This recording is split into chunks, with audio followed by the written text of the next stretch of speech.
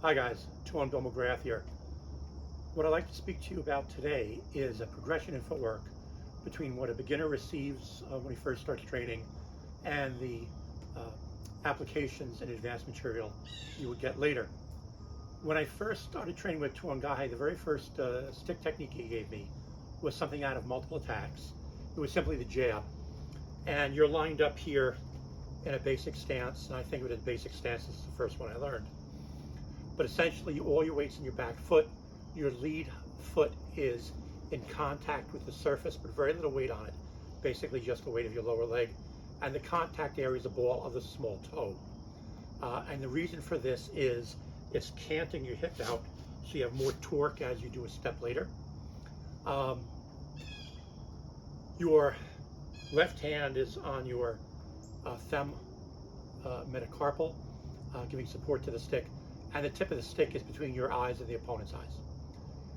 The very first technique on this, the jab, is pulling back all the way to here, and you're doing a tap and a raising of the leg, and it's an exercise for footwork. It's not actually footwork itself. I consider these really neurological placeholders for your actual footwork technique. And the reason Tuangahe would start people like this is, if you think of the abecedario as your alphabet, the multiple attacks are your vowel sounds, A, E, I, O, U, right? So you're simply getting the coordination. Some of it is flexibility, a lot of it was flexibility of the hips for this particular exercise. But you're getting a basic coordination drill to see if you can, with the stick in your hand, do the basic movement you do normally during walking, which is an opposing gait, meaning that normally you take a step forward, your left leg, your right hand is forward, and the reverse on the other side, right?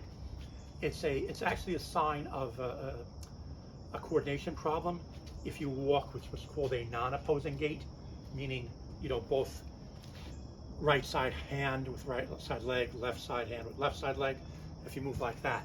So part of it is a coordination drill, part of it is a bit of a test. The very first footwork we got when we began with the abecedario is what I call replacement footwork, in that you were simply replacing your feet in place, so you weren't raising them up, but replacing the foot, one foot with the other. And the reason for this is when Tuangahe first learned, he would, as a stick worker as a 9-year-old boy, he's working against a tree, hitting specific targets. So the tree obviously is not moving.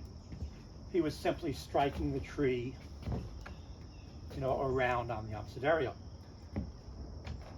Once we got into two-man drills, we stopped using replacement footwork and started using sidestepping. So we would sidestep through the target.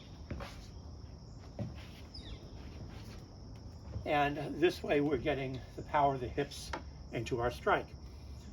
And I call the replacement footwork is one of those things that's I think it's a training wheels phase. It's a neurological placeholder for your actual footwork steps later. Now even here, if we're doing simple side steps, we're rotating the body, but you notice my body stays in line with this post. So after a while, we started to use more left hand work. We were learning to do wider side steps. So we're stepping off the line. So if this bad guy charges through us, we're out of the line of attack. So I'll start maybe on this side, you can see better. So replacement footwork is simply changing the feet. Simple sidestepping is sidestepping, but your body stays in place. And then full stepping, sidestepping, or wide sidestepping is taking your body off his line of attack. So if he charges in, you're no longer in his field of charge, let's say. So that's some ideas on how the footwork in sidestepping would progress. Another piece of basic footwork we learned were the triangles, starting with, let's say, reverse triangle.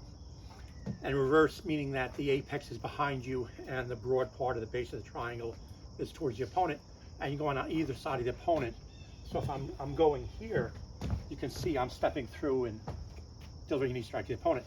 So you would do a lot of reps on that, raising your knees high. And this again is an exercise to build up the muscles involved with the footwork. Then you would see us go and come across the body. And what these are in here are leg parries. So if I came in to charge past the guy for a strike with my hands, let's say, and a kick came to my groin, I could block it by raising. Or if the kick came, let's say, a roundhouse, I could block that out and then deliver my roundhouse to the opponent that way. From there, we went to an exercise, a two-man drill. I'll use this post as my second man.